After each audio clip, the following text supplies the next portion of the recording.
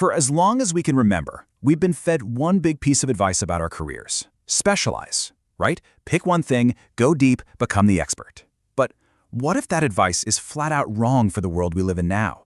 Today, we're diving into a really fascinating counter-argument from the book The Joker's Gambit. We're going to explore this idea that in a world being totally reshaped by AI and uncertainty, being a generalist isn't a weakness. It's actually your biggest strategic advantage. So this is all about a new way to think about building a career that can actually last. I mean, we've all heard this a million times. It's that little warning people give you to keep you from getting distracted, to make you focus on one thing. And for a long time, it was pretty solid advice. Think about it.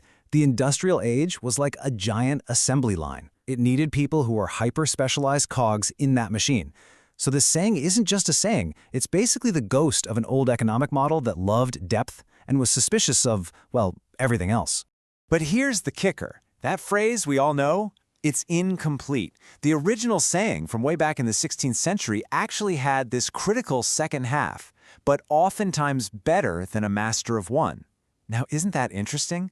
Over time, we just sort of forgot the second part. We kept the warning and threw out the part that celebrated being versatile. Putting it back completely changes the game. It suggests a generalist isn't some failed specialist. No, they're a totally different kind of player, one whose value is perfectly suited for the complex, messy world we're in today. Okay, so let's start by taking a closer look at this whole idea of specialization. In this first chapter, we're going to break down what the book calls the specialist's myth. We'll look at how the world has changed in ways that actually make being a specialist, well, kind of risky. This is really a story about how our main strategy for success hasn't kept up with the times. To really get this, you have to understand this brilliant distinction between two types of environments. On one hand, you have kind worlds. Think of games like chess or golf. The rules are clear, they don't change, and you get immediate feedback. Do something right, you see the result.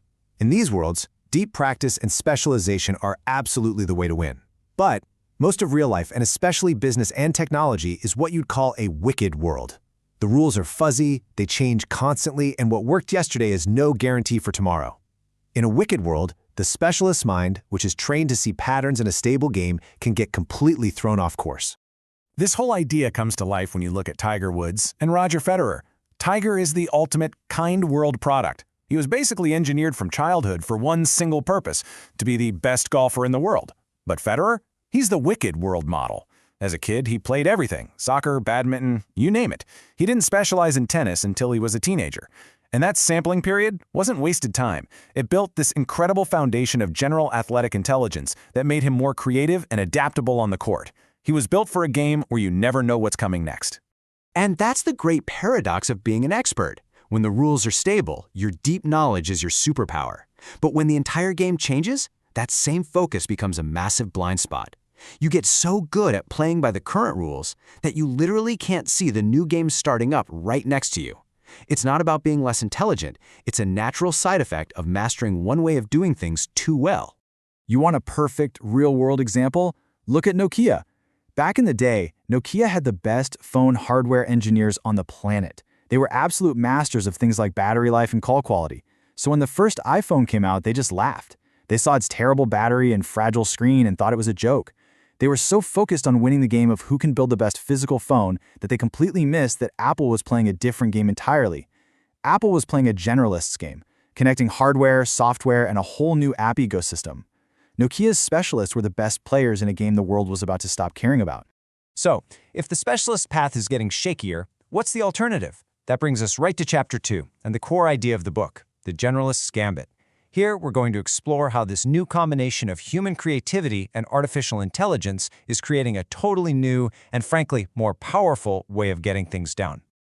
Now let's be super clear about what this means. The idea isn't that a generalist is better at any one task than a specialist. They're not.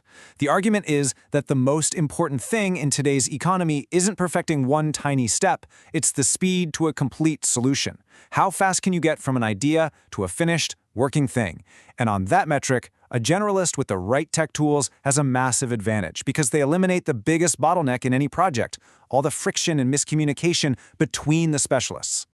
Just picture it. The old way is like a relay race. The strategist hands off to the designer, who hands off to the writer, who hands off to the developer. Every single handoff is a chance for something to get lost in translation. It's slow, it's clunky, but the generalist workflow is totally integrated. Because one person holds the whole project in their head, they can make smart trade-offs on the fly.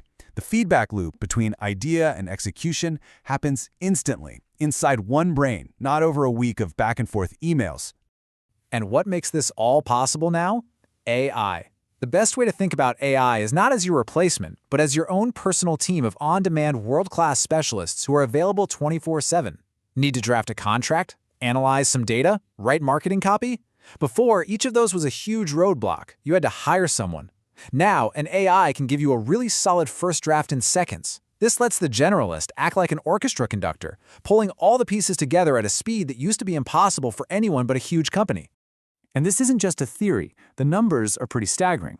Look at these examples. A marketing campaign that takes 4 days instead of 3 weeks. A product design that's ready in 2 days instead of a month. The real magic isn't just that it's faster, it's that it changes the whole process. When you can build a prototype in 2 days, you can test and learn and iterate in a way you just couldn't before. You move from a slow, step-by-step process to a super-fast cycle of learning and adapting. That's the real advantage. Okay, so this all sounds great, but it begs the big question. How do you actually become one of these tech-powered generalists? This is where we get practical. Our final chapter lays out a playbook for building the skills and, just as important, the mindset that you need to really thrive in this new world. So, the journey starts with what the book calls the curiosity compass. And this isn't just about following your passion, it's more strategic. You look for the overlap between 3 circles. First, what are you genuinely curious about? The stuff you'd read about on a weekend for fun. Second, what are the real problems out there in the market? What are people struggling with? And third, what skills are people actually willing to pay for? Your personal sweet spot, your learning roadmap, is right there in the middle, where something you love to learn can solve a real problem that has real value. Once you have a direction, you build your value through something called skill stacking. You start with your bedrock skill, the thing you're already good at.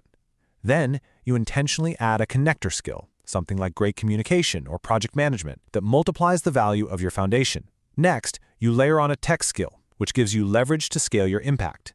And finally, you add a wildcard skill, something from a hobby or a completely different field. That's the secret ingredient that makes your combination of skills totally unique and really hard to copy. This matrix really shows the goal of skill stacking. See, a lot of people have skills that are valuable, but also really common. That's where all the competition is. The goal is to build a stack of skills that pushes you into that top right quadrant, where you're both rare and valuable. For example, being a good programmer is valuable. A good programmer who can also communicate really well, that's rare and way more valuable.